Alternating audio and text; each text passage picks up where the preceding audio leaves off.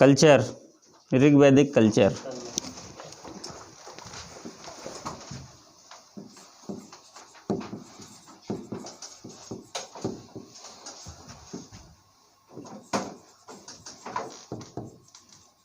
पहले से क्लियर है, कल्चर के 4 भाग हैं, है ना, और उन्हीं 4 पार्ट को हम लोगों को पढ़ना है। पर्टिकुलर किसी भी सभ्यता संस्कृति के 4 पार्ट हैं, उन्हीं 4 को पढ़ना है। Political, social, economical and religious. ठीक है, तो देखते हैं ऋग्वैदिक कल्चर में जो पहला पार्ट है पॉलिटिकल, कैसी राजनीति है। What is the political condition of Rigvedic period. क्या कल्पना कर सकते हैं। पहली बात तो ये कि आर्य, बेसिक आर्य भारत के घुमंतु हैं। तो घुमंतु 2 प्रकार से होते हैं। एक तो they are wandering here and there in search of food, feed, lodge, जो भी है। और एक होता है वॉकिंग, है ना। तो ये वॉकिंग वाली पोजीशन तो नहीं है इधर। वॉकिंग मीन्स सभी तरीके से फुलफिलनेस है और थोड़ा मौज मस्ती करने निकल गए। और एक होता वेंडरिंग, भटकना। तो अभी जो बेसिक आर्य हैं ये तो भटक रहे हैं ना। अभी इकोनॉमिकली ये बहुत मजबूत नहीं है आर्थिक रूप से। तो पहली चीज़ ये कि घुमंतु हैं और विचरणशील हैं। विचरणशील से तात्पर्य है they were wandering here and there in search of food and other resources, अन्य संसाधनों की तलाश में। अब आप सोचिए, ऐसे में किसी बड़ी राजनीति की कल्पना की जा सकती है। बड़े राज्य शक्ति, एक बड़े राजा शासक और एक उसकी बड़ी पावर, इसकी कल्पना हम नहीं कर सकते। ठीक है, पॉलिटिक्स तो है जहां भी, अच्छा जीव है और जीवों की कुछ ज़रूरतें होती हैं, आवश्यकता होती है, और आवश्यकताओं को पूरा करने के लिए कुछ ना कुछ करना पड़ता है उनको। आवश्यकताओं को पूरा करने के लिए कुछ ना कुछ करना पड़ता है। तो आवश्यकताओं को पूरा करने के लिए, to fulfil the need, basic needs और प्रॉपर नीड्स, जो कुछ भी हम करते हैं, जो एक्टिविटीज है, उसको हम क्या कहते हैं। अपनी ज़रूरतों को पूरा करने के लिए, खास करके बेसिक नीड्स की बात करें, क्योंकि स्टार्ट तो वहीं से होता है ना। जो करते हैं उसको क्या कह सकते हैं, उसी को हम कहते हैं इकोनॉमिक वर्क, आर्थिक कार्य, है ना। अर्थ का मतलब ही होता है प्रयोजन, कोई प्लान, कोई टारगेट लेकर के जब हम कोई प्लान करके जब कोई काम करते हैं, किसी प्लान का क्या मतलब, कोई आवश्यकता है, उस आवश्यकता को पूरा करने के लिए विद प्लान हम कोई कार्य करते हैं। अब वो प्लान कैसा, अच्छा है बुरा है, ये तो अगले निर्धारित करेंगे ना, नेक्स्ट निर्धारित करेगा कि अच्छा किया कि नहीं किया। हम तो अच्छे ही कर रहे हैं। जो खराब भी करता है, अपराध भी करता है, वो ये समझ के नहीं करता कि हम गलत कर रहे हैं। जिस दिन वो समझ जाएगा कि वो जो कुछ भी कर रहा है गलत कर रहा है, फिर वो काम करना ही छोड़ देगा। वो तो गलत काम बंद कर देगा ना। इस कंडीशन में अर्थ का मतलब क्या होता है, प्रयोजन। एक प्लान के तहत एक टारगेट को पूरा करने के लिए हम कोई कार्य करते हैं। और फिर जब इकोनॉमिकली कोई भी काम करते हैं, कोई भी जरूरत को पूरा करने के लिए, तो उसमें 2 चीजें हैं, आएगा इनकम, फिर हम क्या करेंगे, एक एक्सपेंडिचर होगा हमारा, फिर बैलेंस भी तो आएगा। इनकम है जिसको कहते हैं आगत,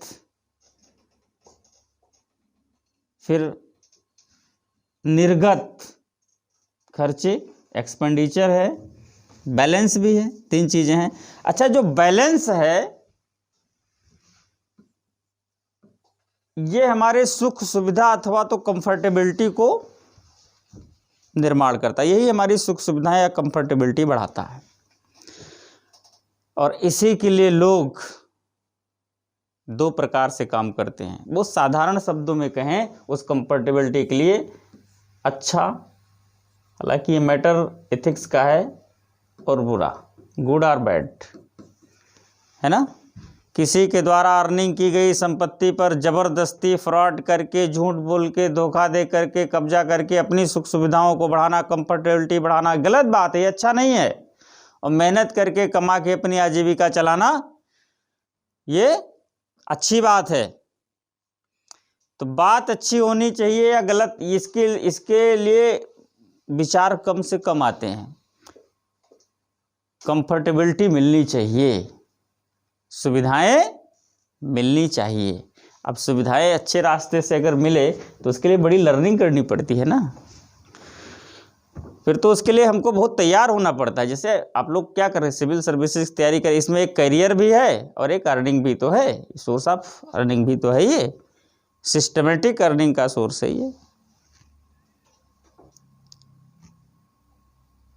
तो जब हम अपनी कंफर्टेबिलिटी को टारगेट करके काम करते हैं, अच्छे और बुरे को ध्यान नहीं देते, तो गलत काम भी हो जाते हैं। इन दोनों चीज़ों को हम किनारे करके जब केवल यही फोकस करते हैं तो अपराध होते हैं। क्या होते हैं? अपराध होते हैं कि नहीं होते हैं? शोषण को बढ़ावा मिलता है, एक्सप्लॉयटेशन को बढ़ावा मिलता है। शोषित और पोषित दो वर्ग बनते हैं, और पोषितों की सुरक्षा के लिए, पोषितों की रक्षा के लिए, उनकी भी कंफर्टेबिलिटी को सुनिश्चित करने के लिए, डिक्लेयर करने के लिए, फिक्स करने के लिए एक सरकार होनी चाहिए और एक सरकारी सिस्टम होना चाहिए। सरकार और सरकारी सिस्टम राज्य और सरकार से मिलकर बनती है, जो प्रशासन के रूप में अपना परफॉर्म करती है, एडमिनिस्ट्रेशन के रूप में अपना परफॉर्म। तो जब अपराध या गलत कार्य होते हैं तो पॉलिटिक्स तो आती है। इसीलिए मैं कहता हूँ, या ऑलरेडी यूनिवर्सल ये ट्रूथ ही है, कोई माने न माने, कि पॉलिटिक्स के बारे में अगर बात की जाए, अच्छी या बुरी, अच्छा या खराब, स्वस्थ या अस्वस्थ, तो एक ही बात निकल के आती है कि पॉलिटिक्स अस्वस्थ ही होती है, स्वस्थ होती ही नहीं, वो हेल्दी होती ही नहीं। तब ये कठिन हो जाता है कि अच्छी राजनीति क्या है और बुरी राजनीति क्या है, ये डिसीजन लेने में। कैसे लें? फिर मात्रात्मक, क्वांटिटिव, मात्रा में कम अस्वस्थ और मात्रा में ज़्यादा अस्वस्थ। ज़्यादा अस्वस्थ खराब राजनीति आप कह सकते हैं, और कम अस्वस्थ थोड़ा बहुत बीमार है, बट है तो बीमार ही, उसको आप अच्छी राजनीति कह सकते हैं। इससे ज़्यादा आप कुछ नहीं। चार लोग बैठ के कुछ बातचीत कर रहे हो, क्या करें, अच्छा कर रहे हैं, बुरा कर रहे हैं, गलत बात कर रहे हैं, अच्छी बात, पता नहीं है, बस किसी ने आके सूचना दी कि भाई वहाँ बड़ी राजनीति हो रही, ऑटोमेटिक अगला समझ जाता कुछ गलत हो रहा है। अब राजनीति हो रही तो कुछ गलत हो रहा है, इसका क्या फंडा है, क्या मतलब है इसका? जैसे वहाँ तो बड़ी राजनीति है, वहाँ नहीं जाने लायक है, ऐसा लोग कहते नहीं कहते जनरली, तो ये अपने आप जाने लायक नहीं है, बहुत गलत हो रहा, उधर तो बड़ी प्रॉब्लम है। ये पॉलिटिक्स में प्रॉब्लम और गलत ही क्यों है भाई? कुछ अच्छा भी तो हो सकता है, पॉलिटिक्स तो हमेशा बुरा नहीं करती। पॉलिटिक्स तो external management of the ethics. अब अपनी तरफ से देखें तो पॉलिटिक्स क्या है, व्हाट इज द पॉलिटिक्स? हम तो कहते हैं कि external management of the ethics, यही तो है नैतिकता का बाहरी तौर पर ऊपर से मैनेजमेंट। यही तो इसकी भी जरूरत है कि सब लोग सुशिक्षित और वेल मैनर्ड नहीं होते। क्यों नहीं होते भाई? प्राकृतिक भिन्नता के कारण नेचुरली लोग डिफरेंट होते ही हैं, तो प्राकृतिक रूप से डिफरेंट होते हैं। नेचर अगर ऐसा ना करे तो फिर तो एनर्जी नहीं होगी ना, फॉर एनर्जी। ये तो सापेक्षता का सिद्धांत आइंस्टीन ने ही प्रूव किया है इस चीज को। तो नेचुरली ये डिफरेंशिएशन होता ही है। इसलिए ठीक है। तो ऐसे में एक चीज है यहां पर, जब मैंने कहा कि अब थोड़ा टॉपिक पे आ जाइए, नहीं तो इसी में फिर चलते चलते बड़ी गहराई में पहुंच जाएगा, फिर टॉपिक पड़ा रह जाएगा यहीं पर। इससे ज़्यादा जानकारी लेने की जरूरत नहीं, हमको लगता है it is very clear for understand. ठीक है, समझने के लिए इतना बहुत है। अब आप ये समझ लीजिए, जब मैंने ये कहा कि आर्य विचरणशील हैं, घुमंतु हैं, वेंडरिंग लाइफ जी रहे हैं, भटकाऊ जीवन जी रहे हैं, तो इसका मतलब यह है कि अर्थव्यवस्था बहुत अच्छी नहीं है। आजीविका के लिए बस एक कल्चर जो कि बहुत सैद्धांतिक रूप से आप नहीं कह सकते उसको कि प्रिंसिपल है हैंड टू माउथ कल्चर। अब ऐसा कोई कल्चर है नहीं, लेकिन समझने के लिए पढ़े तो एक कल्चर है हैंड टू माउथ कल्चर। बस तुरंत की समस्या को सॉल्व करने छोटे मोटे संसाधन कहीं से भी आपने अर्न कर लिया, पूरा कर लिया, 10 15 20 मिनट, आधे घंटे, 1 घंटे, 2 घंटे के लिए थोड़ा शांति मिल गई। अगले स्टेप पर जब आवश्यकता फिर से फील होगी, रीफीलिंग होगी, फिर आपको लग जाना पड़ेगा अर्न। इसको कहते हैं हैंड टू, कमाया खाया खत्म, देयर इज नो बैलेंस। अब जब बैलेंस ही नहीं तो चोरी किसकी होगी, हत्या किसके लिए होगा, फ्रॉड किसके लिए होगा, अपराध या क्राइम फिर किसके लिए होगा, जब बैलेंस ही नहीं है। और कौन करेगा और किस पर करेगा? राजा भी साइकिल से चल रहा, प्रजा भी साइकिल से चल रही है। बस केवल कार्य के अकॉर्डिंग लोग अलग अलग हैं, लेकिन बैलेंस के आधार पर तो सब एक जैसे ही हैं, कोई किसी का। तो यहां पर जनरली है इक्वल सोसाइटी, समता। ऋग्वैदिक समाज समता मूलक है, क्योंकि अभी यहाँ पर बैलेंस की स्थिति नहीं है, इकोनॉमिकली बहुत मजबूत नहीं, क्योंकि ये घुमंतु हैं, कोई अस्थाई व्यवसाय नहीं है इनका, लाइफ में ये स्टेबल नहीं है। ऐसे में किसी बड़े राज्य, बड़े राजा, बड़ी राज्य शक्ति, बड़े सिस्टम या एडमिनिस्ट्रेटिव सिस्टम की कल्पना हम नहीं कर सकते। तो यहां पर केवल ये लाइन आप मेंशन कर सकते हो कि चूंकि आर्य अभी घुमंतु जीवन, घुमंतु और विचरणशील जीवन व्यतीत कर रहे हैं, the Aryans having wonderful life and unstable, wonderful and unstable life,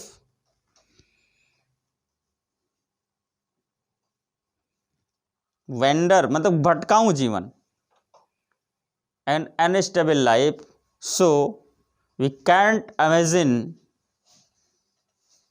about a big politics, can't imagine a big politics, एक बड़ी राजनीति की कल्पना नहीं कर सकते।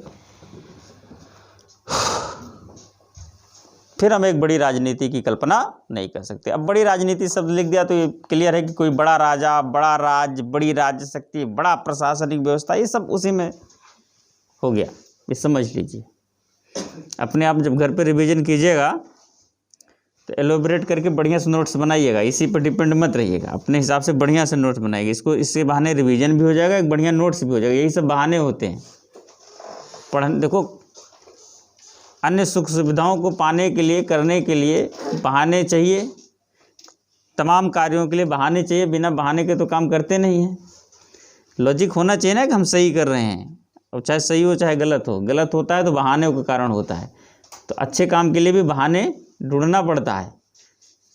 तो इसको, ये यहाँ पर सारी सूचनाएं, इन्फॉर्मेशन आपको मिल रही हैं, फैक्चुअल, समझ में भी आ रहा है। घर पे बढ़िया से कॉपी उठाइए, पेन उठाइए, इत्मीनान से एक रूम में बैठिए जहाँ कुछ भी ना हो, बस केवल आप हों और आपकी बस तन्हाई हो। इसको कहते हैं एकांत। एकांत पर चर्चा मैंने की थी, कितना महत्वपूर्ण है। फिर आप एलोबरेट करके बढ़िया से नोट्स बनाइए अपनी भाषा में, चीज़ें हैं आपके पास, इससे रिवीजन भी हो जाएगा और नोट्स भी तैयार हो जाएगा। फिर ये पुनः रिवीजन के लिए अगेन, है ना फायदेमंद। तो समय थोड़ा देना पड़ेगा, दीजिए। टारगेट भी बड़ा है, लाइफ मेकिंग टारगेट है। तो फिर यहाँ तो लगभग पूरा समय देना चाहिए ना, इसलिए दीजिए। ठीक है, तो यहाँ पर पॉलिटिक्स क्लियर नहीं है, किसी बड़े राज्य और बड़े राजा की कल्पना नहीं करते, फिर भी जो कुछ भी है पॉलिटिक्स तो है। कैसी पॉलिटिक्स है? राज्य का स्वरूप क्या था? What is the form of state in the Rigvedic period? तो in the Rigvedic period the form of state was, राज्य का स्वरूप क्या था? The form of state was the tribal. राज्य का स्वरूप था, राज्य का स्वरूप ट्राइबल, इसको कह सकते हो कबीलाई है, तो जनजातीय, लेकिन जनजातीय का मतलब ही कबीलाई होता है। कबीले का राज्य, कुछ लोगों का समूह है, कुछ लोगों का समूह है, काम करने निकले हैं किसी आजीविका के लिए, कुछ पाने के लिए, होते नहीं अभी भी तमाम मिल जाते हैं सड़क के किनारे उनारे, आप देखो, हालांकि शहरों में नहीं लेकिन गांव में अक्सर देखने को मिल जाते हैं कि अपने साधन संसाधन बैल भैंस जो भी है उसको लेकर के चल देते हैं, सड़क के किनारे कोई जगह वगैरह ढूंढ के तंबू उम्बू लगा के आराम से रहते। कुछ लोगों का समूह है, सबके कार्य बंटे हुए हैं, कौन क्या करेगा, कौन क्या करेगा, कौन क्या करेगा, और सब अपने अपने कार्य पर निकल जाते, इकट्ठा रहते हैं। ठीक है, अब सब सिस्टम से कार्य करें, कोई एक दूसरे के कार्यों में हस्तक्षेप ना करे और किसी के अधिकारों को कोई कब्जा ना करे, जबरदस्ती ना करे। ऐसा भी तो होता है कि दो भाई गए, मान लो छोटे हैं तभी उतना नहीं डेवलप है ना मस्तिष्क, तो दोनों लोग मेहनत करके कुछ किसी के बगीचे से आम तोड़े, देखे अगल बगल है नहीं वो तो तोड़े स्कूल जाते समय, अब बंटवारे में फिर अगला एक बेईमानी कर रहा है, नहीं हमने ज़्यादा तोड़े थे, अच्छा वो भी जुगाड़ नहीं मिला तो हम तो ज़्यादा ऊपर तक गए थे चढ़ के, तुम तो नीचे ही थे, मेहनत ज़्यादा हमारी लगी तो हमको दो ज़्यादा चाहिए। अब ये तो सिस्टम बहुत डेवलप नहीं है, लेकिन ये हर जगह होता है, डेवलप सिस्टम में भी होता है ज़बरदस्ती। तो सब सिस्टम से काम करें, कोई किसी के अधिकारों को छीने ना, कम ना करे, अल्प ना करे। इसके लिए वो जो कबीला है, जो लोगों का समूह है, एक संगठन में बना। देखो बहुत ढंग से समझिएगा चीज़ों को, और जहाँ ना समझ में आएगा वहाँ रोक दीजिएगा हमको। मामला मैं आसान बनाने की कोशिश करता हूँ, लेकिन है बड़ी कम मार्के की चीज़ है। एक बार सिस्टम अगर समझ में आ गया तो पॉलिटिकल सिस्टम फिर कभी स्लिप नहीं करेगा। राज्य बनता कैसे है और उसका मिसयूज कैसे होता है, ठीक है, तो थोड़ा सा कंसंट्रेट कीजिएगा यहाँ पर कि कबीलाई। तो अब वो पहले क्या है, लोगों का समूह क्या है, इसको ध्यान दीजिए। ग्रुप ऑफ द पीपुल, लोगों का समूह है, ऐसे लोग हैं, छोटे छोटे समूह हैं, दिख रहा है, ये दिक्कत तो नहीं कर रहा है, क्यों, ये दिख रहा है ना, ठीक है।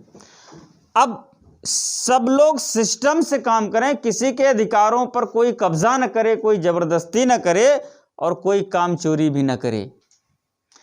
इसके लिए ये जो लोगों का समूह है, जो कबीलाई लोग हैं, इससे एक संगठन बनता है, एक ऑर्गेनाइजेशन। ये क्या बनता है, एक संगठन, इसको कहते हैं ऑर्गेनाइजेशन।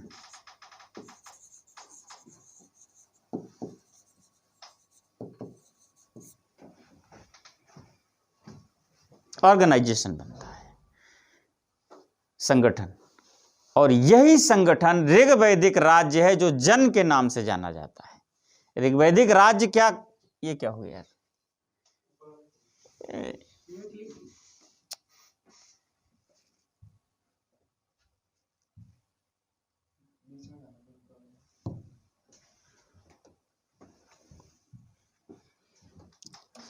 ऋग्वैदिक राज्य क्या है, जन। The political system of Rigvedic period, वो जाने दो यार, उसको ध्यान मत दिलाया करो, नहीं हम अगर ये बटा तो क्या कंसन वो आ गया, आवाज़ तो जा रही ना, ठीक है, अभी आ भी जाएंगे उधर। ये सब नेटवर्क पे चलता है इधर, ये बहुत स्क्रिप्टेड नहीं है, हम बताएं आपको, हम स्क्रिप्ट पे बिल्कुल चल नहीं पाते, भले रखा है वो बस कुल फैक्ट देखने के लिए कि राजा का नाम अगर इत्तेफाक से भूल गया, डेट भूल गया, तो बस वही देखने के लिए, बाकी कुछ है वह नहीं उसमें। और नेटवर्क जहाँ डिस्टर्ब किया हमारा, ख़त्म मामला। तो उसकी याद भी मत दिलाओ, अभी हम जाते रहेंगे, हमको उतना ध्यान है, बस उसको नाम मत लो, नहीं तो फिर बंट जाएगा। एक्चुअली मेंटल जो कंसंट्रेशन है ये आप लोगों के लिए भी, फिजिकल कंसंट्रेशन के साथ ही ये बनता है, आसान भी है। जैसे बैटिंग करो, कोई बॉलिंग कर रहा है उधर से, तो उस समय का कंसंट्रेशन आप देखिए जब बॉल बिल्कुल वो फेंकने के कगार पर हो एकदम, तब आपका दिमाग कहीं कुछ भी नहीं सोचेगा, एकदम बिल्कुल बॉल कहाँ गिरी, कहाँ मूव करी, बल्ले पे आनी चाहिए। फिजिकल एक्टिविटी बिल्कुल एक्टिव है ना। अब केवल फिजिकल ये ऐसे शांत है, केवल दिमाग को कंसंट्रेट करना, इसलिए उसे बढ़ के पढ़ाई नहीं हो पाती। पढ़ाई करना बड़ा कठिन है ना, कि शरीर तो स्थिर है, इसमें कोई हलचल है नहीं, और दिमाग को आपको केवल बस शून्य में कंसंट्रेट करना भी होता नहीं है, इसके साथ ही हो सकता है। ये आसान तरीका, ये मेडिटेशन कर करके केवल दिमाग को कंसंट्रेट किया जा सकता है, फिजिकल एक्टिविटी को रोक करके, इसके साथ, ठीक है, जाने दो उसको। तो जो संगठन है, ऑर्गेनाइजेशन है, उसको क्या कहा जाता है? ऋग्वैदिक जो पॉलिटिकल ऑर्गेनाइजेशन है, किस नाम से जाना जाता है? Rigvedic political organization is known as by the name of Jana. इसको कहा गया है जन। यही ऋग्वैदिक राज्य है, यही ऋग्वैदिक राज्य है, जन। प्रारंभिक स्वरूप है, कबीलाई राज्य। अब आप सोचो कि इतने लोगों में जो जन है, तो जन का राजा जो प्रमुख मुखिया है, उसको किसने बनाया होगा? जन के लोगों ने कहा होगा, नहीं वो जो है वो शक्तिशाली भी है और दिमाग से भी ठीक ठाक है, अच्छा निर्णय लेते हैं, बेईमान नहीं है, लालची नहीं है। देखो नेता कैसे चुना जा रहा है, पहले सब लोगों ने मिलकर खुद राजा, आपको पता नहीं को राजा बनने वाला है, तो सब लोगों ने मीटिंग करके निर्णय लिया कि इसमें से एक व्यक्ति को जिम्मेदारी दी जाए, सारे सिस्टम को बनाए रखे, बल भी उसके पास होना चाहिए, इनकम का साधन उसके पास होना चाहिए, जिसमें वो अपना खर्चा भी चलाए और लोगों का काम भी करे, क्योंकि एक ही जब काम करेगा तो फिर उसका अपना निजी खर्चा कैसे चलेगा। तो ऐसा सिस्टम बने कि उसको भी जाना चाहिए खाने पीने का, उसकी अलग से खेती तो नहीं हो पाएगी ना, वो हमारी सेवा में लगे रहेगा, जन सेवा में लगा रहेगा, तो फिर अलग से उसकी आजीविका कैसे, उसके परिवार की आजीविका कैसे चलेगी। तो लोगों ने खुद मिलकर के तय किया कि ये एक अगुवा होना चाहिए। तो अगुवा कौन होगा? तो किसको चुनेंगे भाई? इस व्यक्ति को चुनो, क्योंकि सारे लोग इकट्ठा करके थोड़ा थोड़ा करके उसी को तो देंगे चलाने के लिए। तो अगर वो बेईमान टाइप का होगा, लालची टाइप का होगा, तो आधा तो बेईमानी करके खा लेगा। तो उसमें देखते हैं कि ये पर्सन ठीक है, ईमानदार है, बेईमान नहीं है, शक्तिशाली भी है, पावरफुल भी है, और इसका मैनेजमेंट अच्छा है। अगर कोई ज़बरदस्ती करेगा तो उसको सप्रेस भी कर सकता है बाई फोर्स, मैनेजमेंट भी बढ़िया कर सकता है। बोले इसको अगुआ बना दो, इसको हम लोग इकट्ठा करके दे सकते हैं, भरोसा कर सकते हैं। पहला राजा बना, किसने बनाया? पब्लिक ने। ये जो राजा बना है, पब्लिक ने जो बनाया, ये कैसी व्यवस्था है? लोकतंत्र की व्यवस्था है कि नहीं है? बेसिकली जो राजतंत्र है वो एक्चुअली डेमोक्रेसी ही है। ये जो यात्रा हुई है, ये पॉलिटिकल जर्नी हमारी है, स्टार्ट ही डेमोक्रेसी से हुई है। ये हमारा भ्रम है कि ये मोनोक्रेसी से हुई है, और वाया मोनोक्रेसी, ओलिगोक्रेसी, ये डेमोक्रेसी तक पहुंचती है। वाया प्रोसेस क्या है? Misuse of political powers, by doing misuse the political powers made वाया। इसको क्या बनाते? वाया। व्हाट इज वाया? वाया फर्स्ट मोनोक्रेसी, देन ओलिगोक्रेसी। एक तंत्रीय शासन, राजतंत्रीय जिसको कहते हैं, समस्त शक्तियां एक में निहित होती, देन ओलिगोक्रेसी, कुछ लोगों का शासन, distribution of power, then distribution of power, then बहुत लोगों का, सबकी तो बात नहीं की जाएगी, फिर लोकतंत्र, फिर बहुत लोगों का, बहुमत वाली व्यवस्था आ जाती है, लोकतंत्र, डेमोक्रेसी, उसमें भी कहा अधिकतम लोगों का अधिकतम सुख, maximum happiness of the maximum people, सबकी सुख की बात नहीं उसमें भी की गई है लोकतंत्र में, सबको मैनेज ही नहीं किया जा सकता।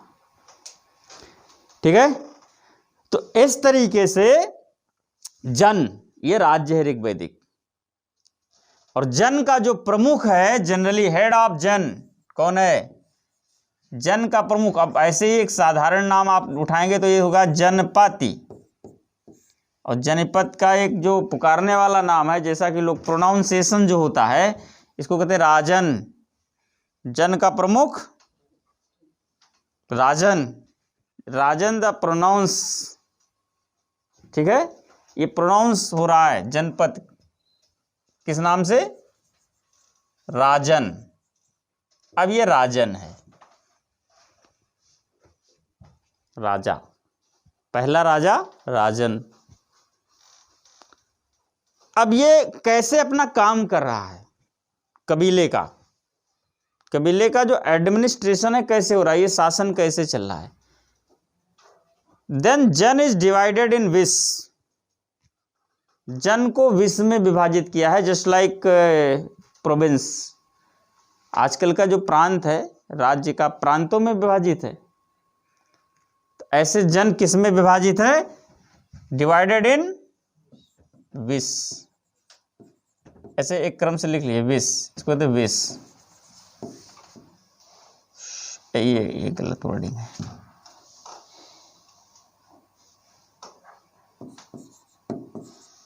विस, इसका जो हेड है क्या है, विस्पति,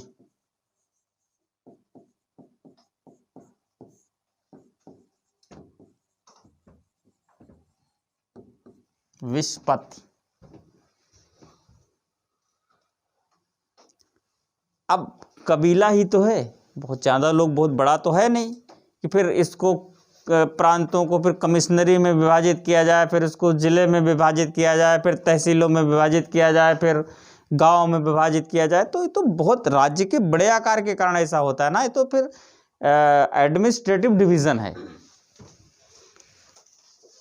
और जहाँ 1000, 2000, 3000 लोगों की संख्या है, वहाँ क्या, कौन से तहसील, कौन से जिला, वही प्रांत जो है वही जिला हो गया। तो विस और विस किस में विभाजित है, सीधे गांव में, जस्ट लाइक गांव, विलेज, इसका डिवीजन है ग्राम।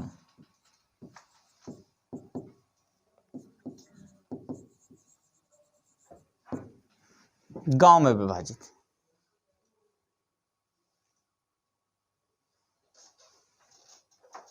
गांव क्या है, किसको आप गांव कह सकते हैं। ये पाषाण काल में, जो नवपाषाण काल था, उसमें पहली बार गांव बसे थे, तो क्या था वो गांव, क्या रूप स्वरूप था गांव का, कुछ लोगों का समूह था, फिर समूहों का समूह गांव था, यही तो था, और समूहों का समूह गांव था। तो जो समूह थे बेसिक, जिनका समूह गांव था, वो कैसे समूह थे, परिवार के समूह थे। पहला समूह, पहला ग्रुप परिवार का ही तो बनेगा भाई। पहला जो क्लोज होता है, सबसे पहले आपके नज़दीक आएगा, वो कोई ब्लड रिलेशन का ही आ सकता है। पहला मित्र इसीलिए माँ होती है, पहली छाप उसी की पड़ती है। सेकेंडरी फादर पिता होता है, टर्सरी फिर ब्लड रिलेशन वाले ही आएंगे। चौथे नंबर पर फर्स्ट ग्रुप बनेगा आपके मित्रों का, जो फर्स्ट स्कूलिंग होगी। तो जो फर्स्ट स्कूलिंग के मित्र समूह होगा वो कैसा होगा, जो छाप आपकी पड़ी है घर में, जो नेचर आपका डेवलप हुआ है, उस नेचर से जो मैच करेगा वही मित्र बन सकता है। अब डिपेंड करता है कि माहौल परिवार का कैसा है। इसलिए जो बिल्डिंग है, करियर बिल्डिंग, वो शुरुआत तो यहीं से होती है।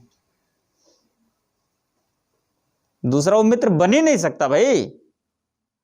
अगर अत्यधिक आर्टिफिशियल फैमिली है डेकोरेटिव, तो फिर वो जाएगा तो उसमें वही छात्र उसका मित्र बनेगा जो बढ़िया डिजाइन के बैग लाएगा, डिजाइन के वो बॉटल्स लाएगा पानी वाला, तो फिर घर पे आके डिमांड करेगा, वो देखो उसके जैसे हमको भी चाहिए, पहली डिमांड, वो फिर वही मित्र भी बन सकता है, ऐसा कुछ होता है। फिलहाल गांव, तो गांव कुछ परिवारों का जो समूह है, उन परिवारों के समूहों का समूह बेसिक गांव था। तो यहां भी जस्ट लाइक वैसे ही तो है, तो गांव में विभाजित है, और गांव क्या है, कुछ परिवारों का समूह है, तो गांव को भी विभाजित कीजिए भाई। परिवार को ऋग्वेद में कहा गया है कुल, कुल, ये ब्लड रिलेशन वाले जितने लोगों का समूह है, एक ब्लड रिलेशन और कुल कहे जाते हैं। इसमें कम से कम 2 पीढ़ियों से लोग शामिल हैं, ठीक है, कुल, कुछ कुलों के मिलकर के गांव बनता है, ठीक है ना, क्लियर है। तो गांव का जो प्रमुख है, हेड है, वो है ग्रामणी। क्या है, ग्रामणी, लिखते रहिएगा, ग्रामणी। और कुल का जो हेड है वो क्या है, कुलाप, और कुलाप परिवार का प्रमुख, कुल का प्रमुख, ये छोटी इकाई है प्रशासन की, शासन प्रशासन की सबसे छोटी इकाई। The smallest unit of this administration is the कुल, एंड द हेड ऑफ कुल was Kulap. And who was the Kulap? Who was the Kulap? पिता। और कुल का जो प्रमुख होता था कुलप, और कुलप कौन होता था, जनरली पिता होता था, जनरली पिता होता था, सामान्यता। अच्छा, ये चीज आप कल्पना कीजिए कि मान लीजिए सैंधव समाज की बात की जाए,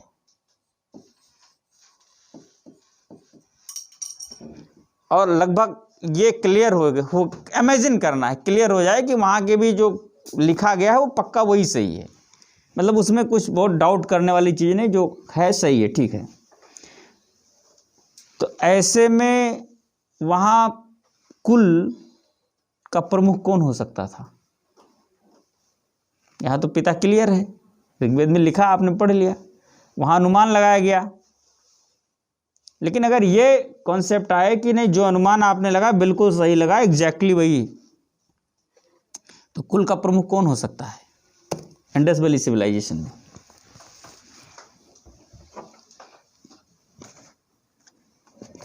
अनुमान लगाओ, गेस करो।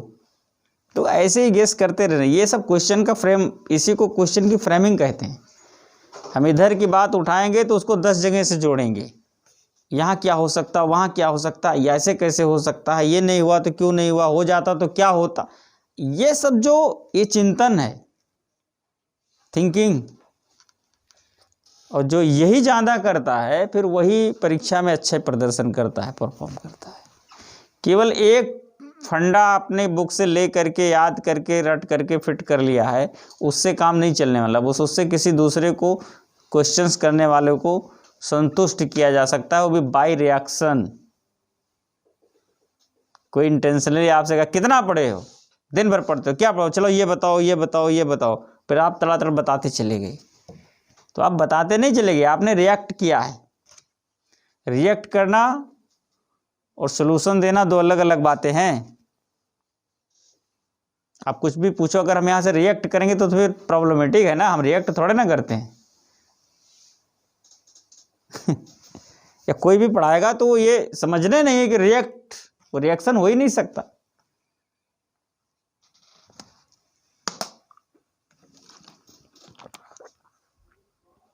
आप बताओ। वहाँ पे बोल सकते कि जैसे डिवाइड हुए थे टाउन सीतानगर, और उसमें तो जो मेन जो सिर्फ इतना देखना है कि यहाँ अगर परिवार है और क्लियर है कि परिवार को कुल कहा गया, कुल का प्रमुख यानी कुल को चलाने वाला, कुल को प्रशासित करने वाला वो पिता होता है, माना गया है। अगर आपको ये भी सूचना मिल जाए कि इंडस वैली सिविलाइजेशन में जो भी फंडा आपने लिखा है, सोशल कंडीशन, पॉलिटिकल जो भी पढ़ा है आपने, वो आपको सूचना दी जाए कि वो जो पढ़ा बिल्कुल एग्जैक्टली राइट, सब सही है। अब ऐसे में वहां पर परिवार का प्रमुख कौन हो सकता है? कुल का प्रमुख, और वहां भी कुल है, परिवार तो है, कौन हो सकता है जो पढ़ा है उसके आधार पर? नो, माँ कौन बोला? Yes, mother. यहां परिवार का प्रमुख प्रशासनकर्ता, प्रशासक पिता है, क्योंकि समाज पितृ प्रधान, पितृ सत्तात्मक सत्ता है। यहां पर तो मेल डोमिनेंट सोसाइटी है। इंडस वैली में आपने क्या पढ़ा है? Female dominant society. वहां मातृ प्रधान समाज है, तो वहां परिवार का अगर मुखिया और शासक और प्रशासक कोई हो सकता है तो मां हो सकती, पिता नहीं हो सकता। इसलिए तो मैंने पूछा है कि यहां से बात वहां कैसे पहुंचे हो सही मामले में। अगर ऐसे, क्योंकि ये सब करते रहना चाहिए, ठीक है। तो यहां पर कुलप, और कुलप जनरली पिता होता था, ये विभाजन है, यही एडमिनिस्ट्रेशन है, यही पॉलिटिक्स है, ठीक है, नोट कर लिया। अब आप ऋग्वेद में स्थिति देखिए कौन कितना महत्वपूर्ण है। ऋग्वेद में जन का उल्लेख 275 बार आया। The word jan is mentioned in 275 times in Rigveda. Note कीजिएगा, the word jan is mentioned in Rigveda 175 times, 175 बार जन का उल्लेख आया है। And the word vish is mentioned 170 times, और विश का उल्लेख 170 बार आया है। विश का उल्लेख 170 बार आया है।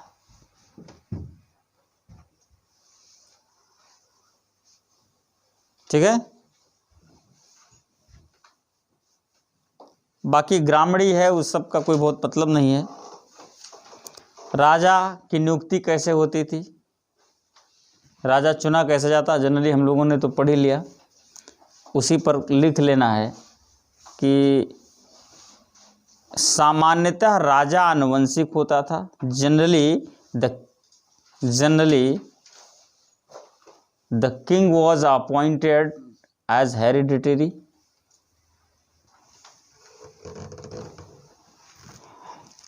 Generally the king was appointed as hereditary, आनुवंशिक। जैसे पिता हैं, राजा अच्छा कर रहे हैं, फिर उसके बाद कौन होगा, वो बेटे ही बना दो उसका, इसको कहते हैं आनुवंशिक, चलता रहेगा। लेकिन आगे भी एक चीज़ जोड़ना है, लेकिन कभी कभी इसका चुनाव भी होता था, but now and then it was elected also, यह कभी कभी चुना भी जाता था। दिस वॉज इलेक्टेड आल्सो, कभी कभी इसका चुनाव भी होता था। अब फंडा क्या है, फंडा ये है कि जिसने नियुक्त किया था अपने को अच्छे प्रशासित करने के लिए किया था, अच्छा काम करे, अच्छी सेवा करे, और अगर वो परफॉर्मेंस चल रहा है, उसके पिता ने बढ़िया किया, लोग खुश हैं, तो उसके बाद उसका पुत्र उसका पदाधिकारी होगा, उत्तराधिकारी होगा, सक्सेसर होगा।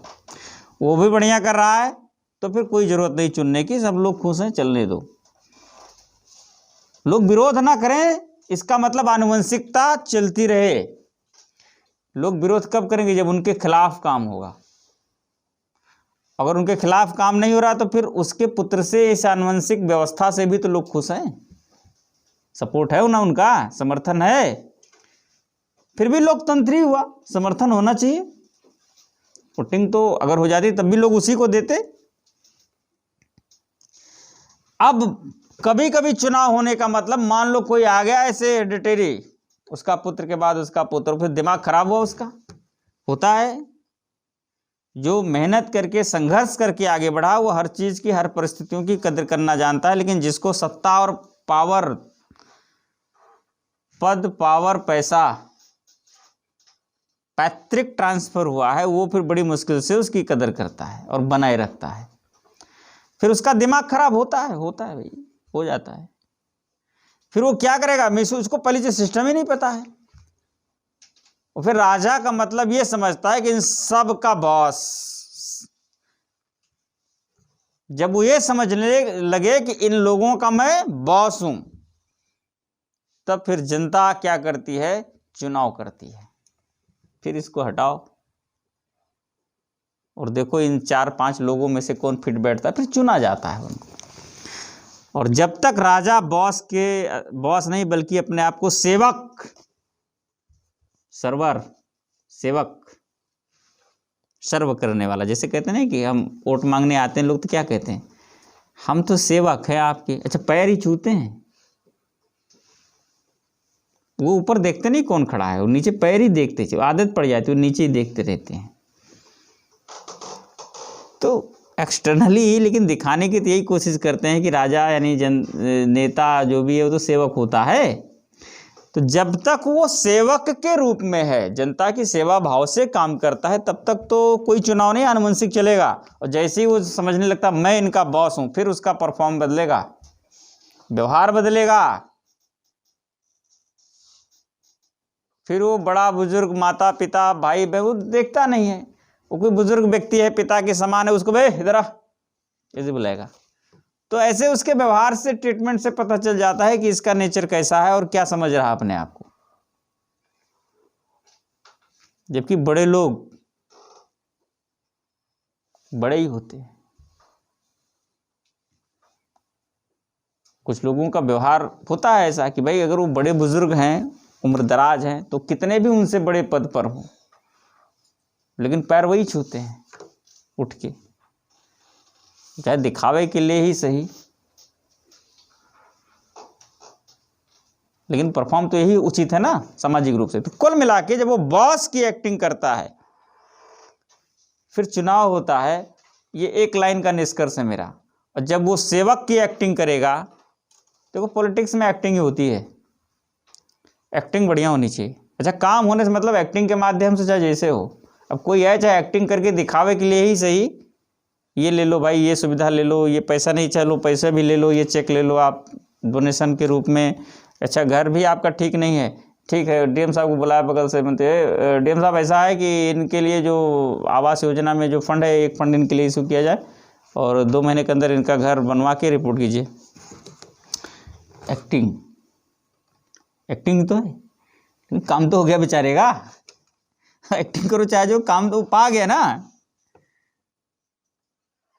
तो जब सेवक की एक्टिंग में है तब तक तो आनुवंशिक है, और जब बॉस की एक्टिंग में आ जाएगा फिर चुनाव होता है। बस यही निष्कर्ष है मेरा।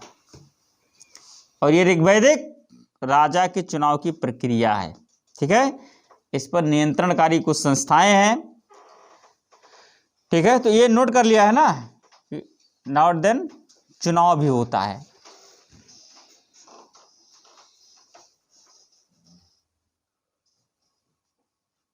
एक चीज नोट कर लीजिए जरा, नोट करके चाहे नोट कर लीजिए, लिखा हुआ है, नहीं भूल जाएंगे। क्वेश्चन में महत्वपूर्ण है और आया हुआ है। ऋग्वेद में पहली बार अयोध्या का उल्लेख हुआ है। इसे क्वेश्चन आ चुका है पीसीएस में, अयोध्या का पहली बार उल्लेख कहाँ मिला है। तो जनरली ये बड़ा मुश्किल सवाल है, जो ज़्यादा परिचित होता है उसके पीछे उसके परिचय में बड़ा समस्या होती है, बड़ी प्रॉब्लम होती है कि उसका परिचय क्या है। तो ऋग्वेद का पहली बार उल्लेख, अयोध्या का पहली बार उल्लेख ऋग्वेद में हुआ है। The Ayodhya is mentioned first time in Rigveda. Note करके क्लोज कर लीजिए। अब आज ये राजा सेवा भाव बनाए रखे, सेवक का ही काम करे, इसके लिए अब नेचुरली तो सब नहीं परफॉर्म होता है ना। मनुष्य तो मनुष्य है, देवताओं से हटके ही यही इसीलिए है कि वो गलतियां करता है। तो गलतियां कैसे नहीं करेगा, कंट्रोल, नियंत्रण से। राजा की लिमिट क्या है, व्हाट इज द लिमिट, किस चीज़ की लिमिट, उसके पावर्स की लिमिट, उसके राइट्स की लिमिट। तो एक लाइन यहां पर मेंशन कीजिए कि राजन पर नियंत्रण के लिए 2 संस्थाएं, सभा और समिति होती थी। There was two institutions named Sabha and समिति।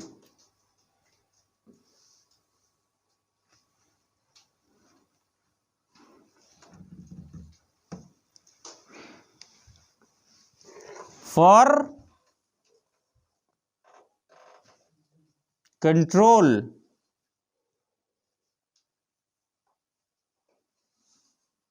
द राजन। किंग भी लिख सकते हो, राजन ज़्यादा सही है। एक्चुअली किंग का जो कॉन्सेप्ट है ना, ये बाद में आया है।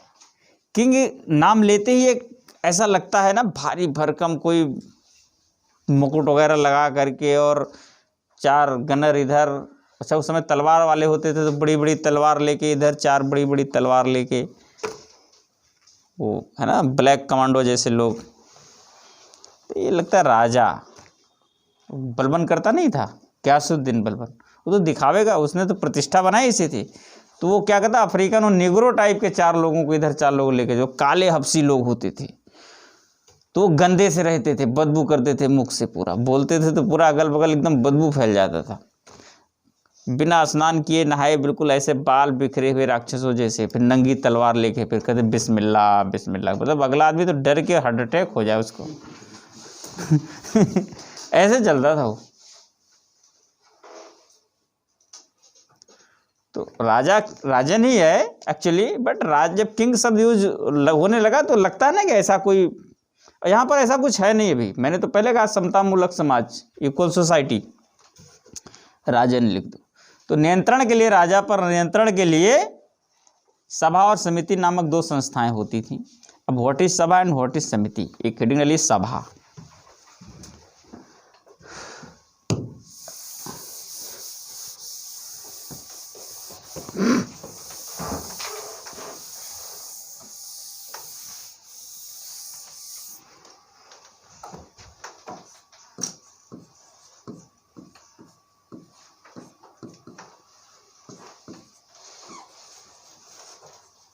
जस्ट लाइक आज की राज्यसभा, क्या कहते हैं उसको, कौन असेंबली? राज्यसभा है। राज्यसभा तो क्या है? नहीं, वो तो है, मैं परिचय नहीं पूछ रहा हूँ उसका। इसको राज्यसभा को अंग्रेजी में क्या कहते हैं? अंग्रेजी वाले जितने बैठे बताएं। है राज्यसभा ही कहते हैं। लोकसभा को लोकसभा ही कहते हैं, लेजिस्लेटिव असेंबली ना, वो विधानसभा को बोलते हैं। लोकसभा ही है और राज्यसभा ही है, जहाँ तक मेरा ख्याल है, as I think. Upper house lower house type का ये सही है, ज़्यादा उसमें है ना सरदर्द नहीं लेना है। वो अपर हाउस लोअर हाउस से काम चला लो, राज्यसभा लोकसभा से, ठीक है। तो सभा है जस्ट लाइक राज्यसभा, आजकल का राज्यसभा। सभा इज मेंशन्ड 8 times इन ऋग्वेद। ऋग्वेद में इसका 8 बार उल्लेख मिलता है। सभा, द वर्ड सभा is mentioned 8 times in Rigveda.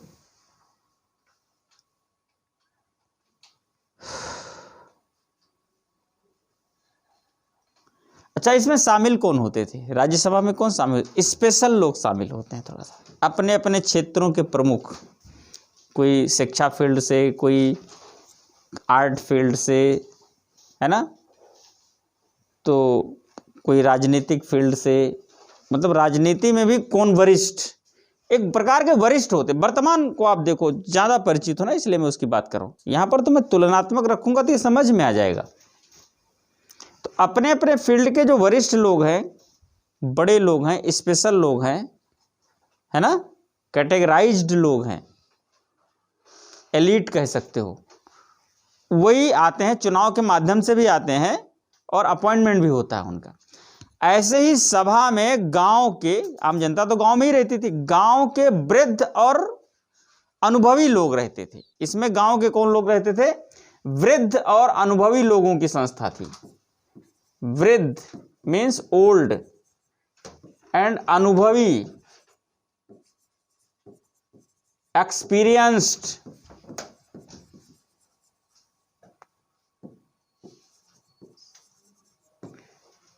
old and this institutions of old and experienced people of the village, गांव के वृद्ध और अनुभवी लोगों की संस्था थी। मतलब प्रॉपर सब नहीं, जितने जो वृद्ध हो, मतलब वृद्ध का मतलब ही अनुभवी है, और लिखने की जरूरत नहीं थी, लेकिन समझने के लिए ठीक है कि वृद्ध का मतलब अनुभवी होता ही है। बहुत सारे अप्स डाउन्स देख करके उसको पूरा अनुभव होता है कि ये जो कर रहा है, मेरी बात नहीं सुन रहा है, इग्नोर कर रहा है, ये आगे गड्ढे में गिरेगा, उसको पता होता है। तो पिताजी इसीलिए रोकते हैं। अब उनका दुर्भाग्य होता है जो पिता को इग्नोर करता है, इस आधार पे कि ये कम पढ़े लिखे हैं, पुराने लोग हैं, पुराने प्रिमिटिव हैं, हम तो कहाँ मॉडर्न, ठीक ठाक पढ़े लिखे अच्छे मॉडर्न स्कूल में, ऐसा सब मान के जो इग्नोर कर देते हैं। मैं तो यहाँ तक कहता हूँ कि भाग्य और दुर्भाग्य की परिभाषा यही क्लियर हो जाती है कि समझ लो, जब कोई अपना पिता या माता आपको कोई कार्य करने से, खास करके रोकने की बात, ये मत करो, आप चाहे जितना लॉजिक से उसको सही सिद्ध करो, वो कहेगी बेटा अभी मत करो, और आपने तमाम तर्क को दे करके, लॉजिक को दे करके उसको इग्नोर कर दिया कि पिता आप जानते नहीं, ये अभी आपको पता नहीं है, ये ऐसे इस मामले में ऐसे से सही है और ये अच्छा रहेगा, आपको उतना अनुभव नहीं है इसलिए। तो भी कहते हैं कि अच्छा ठीक है बेटा, हमको तो वास्तव में अनुभव नहीं है, तो तुम तो ज़्यादा इसमें जानकार रखो, तो तुम कर लो जो अच्छा लगे, फिलहाल मेरा तो मन यह था कभी ना करते। तो जो अपने को एक्सपीरियंस, मतलब ज़्यादा नॉलेज युक्त बता के, ज्ञान युक्त बता के, और उनके अनुभव को इग्नोर करके, समझ लो उसके दुर्भाग्य की काउंटडाउन शुरू हो गया, घंटी बज गई, बटन दब गया। इसका यही मतलब है कि प्रकृति, नेचर अब उसका कुछ गलत करने वाली है, कुछ गलत होने वाला है उसके साथ, अब करने वाली, ये मैसेज है प्रकृति का। अगर वो ऐसा करता है, समझो नेचर कुछ अनर्थ होने वाला, करने वाला उसके साथ, एकदम कंफर्म है, क्योंकि उसको बहुत देखा दुनिया, बहुत सावन आए बहुत सावन गए। तो ये सब मैसेजेस हैं, ऐसा माना जाता है। फिलहाल अनुभवी लोगों की संस्था है, तो ये यही इसीलिए होते हैं कि ये एक आइडिया, राज्य क्या करते हैं, ये ऐसे प्रस्ताव लेते हैं जो विकास के लिए, डेवलपमेंट के लिए क्या उचित है, क्या उचित नहीं है, ये सब पूरा प्रस्तावित करते हैं, और सब लोग मिलके यही सब करते हैं। तो उस समय कोई ऐसा प्रस्ताव जाना नहीं विधि विधेयक बनाने वाला, तो उस समय राजा को सुझाव ही देते रहते हैं, ये करना ठीक है, वो करना ठीक, मतलब वो मैनेज करने के लिए होते हैं, राजा बताने के लिए होते हैं, ये सब करने हैं। नियंत्रणकारी संस्था है एक प्रकार से, ऐसा आप समझ लो। ये तमाम लोगों को सुख पहुंचाने के लिए, अच्छा करने के लिए आपको ये सब करने हैं। जस्ट लाइक राज्यसभा, ये अनुभवी लोगों की संस्था है, ठीक है। इस संस्था में स्त्रियां भी भाग लेती थी, the women also participated in this institutions, इस इंस्टीट्यूशंस में स्त्रियां भी भाग लेती थी।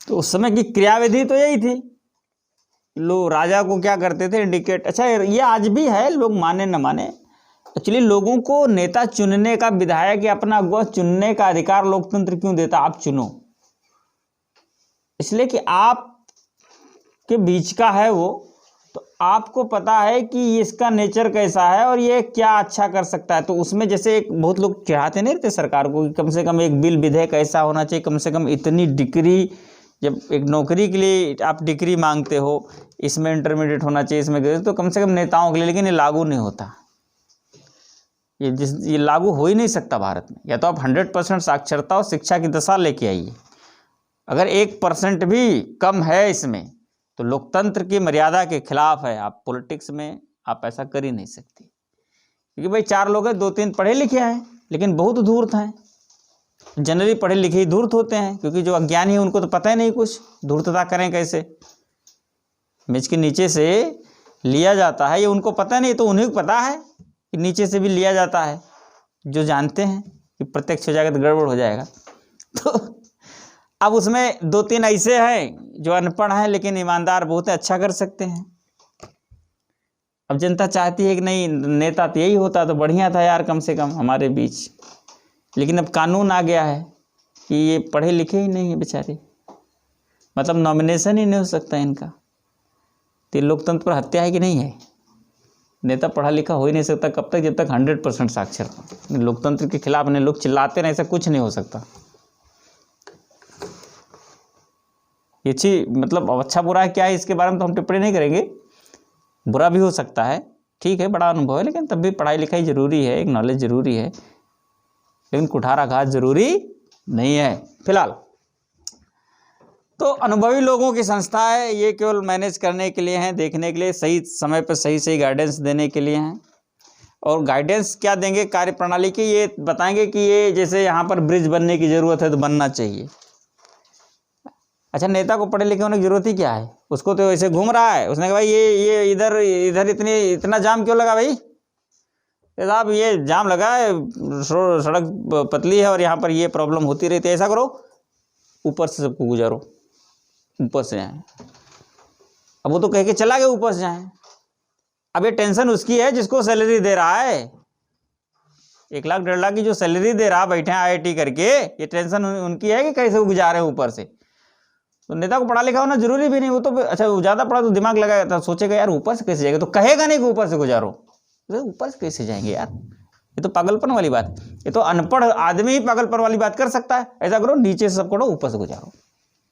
अब वो भी सोच रहा है यार क्या है यार, मतलब नप सनप बोल ऊपर कैसे गुजरे, ऐसे कैसे जा सकते हैं।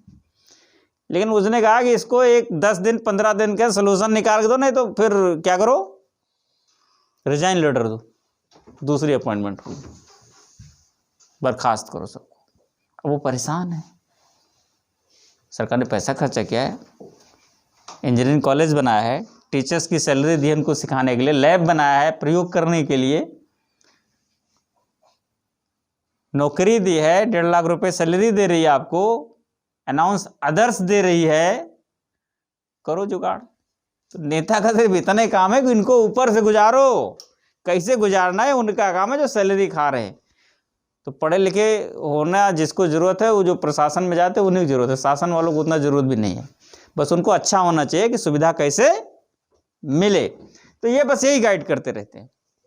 इसके बाद है समिति।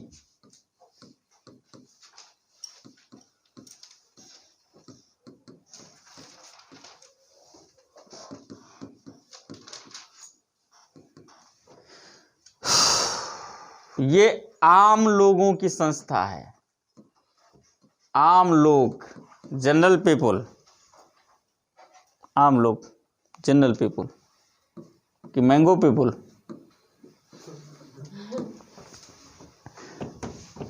Research institutes of general people.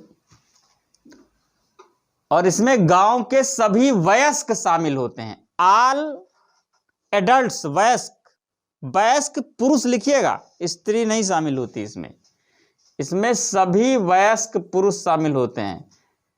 The all adults are included in this institutions। वयस्क पुरुष,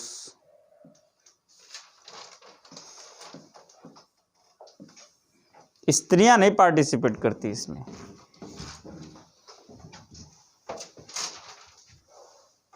ठीक है, इसका काम क्या है? राजा का चुनाव करना। ये आम पब्लिक है, ये राजा का चुनाव करती है, अभी भी करती है। लोकसभा के जो सांसद होते हैं उन्हीं में से तो नेता बनता है, प्रधानमंत्री बनते हैं, उनका चुनाव कौन करता है? आम जनता। राज्यसभा वाला का फंडा अलग है ना। तो कुल मिलाकर के ये जस्ट लाइक लोकसभा और राजा का चुनाव यही करती है जब कभी भी हो, नहीं तो नियंत्रणकारी संस्थाएं। ठीक है, 9 time mentioned in Rigveda. The word samiti is mentioned in Rig 9 time mentioned in Rigveda. ऋग्वेद में 9 बार इसका उल्लेख मिलता है। फिर आ जाए विदत, स्पीड बढ़ाइए धीरे धीरे।